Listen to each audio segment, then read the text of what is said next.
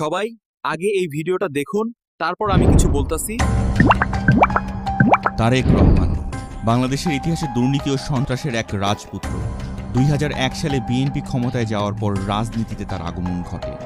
ক্ষমতায় এসেই দুর্নীতি, ক্ষমতার অপব্যবহার ও সন্ত্রাসের সমার্থক হয়ে দাঁড়ান এই তারেক রহমান।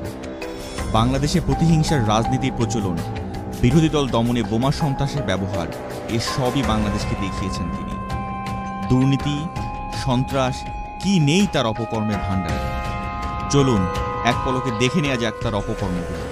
2004 সালের 21 আগস্ট আওয়ামী লীগের সমাবেশে তারেকের নির্দেশে গ্রেনেড হামলা চালানো হয়, যেখানে 22 জন নিহত এবং শতাধিক মানুষ আহত হয়।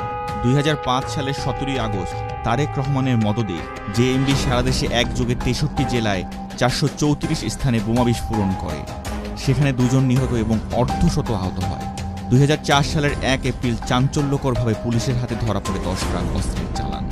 তারেকের নির্দেশীয় পরিকল্পনায় এই বিপুল পরিমাণ অস্ত্র আনা হয়েছিল।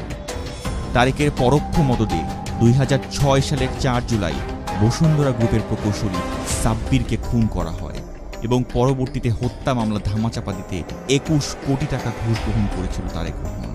শুধু বিদ্যুৎ সেক্টর থেকে তারেক 20,000 কোটি টাকা লুটে নিয়েছিল। এই দুর্নীতির পরিপ্রেক্ষিতে তিনি খাম্বা তারেক হিসেবে পরিচিত হন। 2003 থেকে 2007 সাল পর্যন্ত ঘুষের মোট 20,41,25,843 টাকা সিঙ্গাপুরে পাচার করে।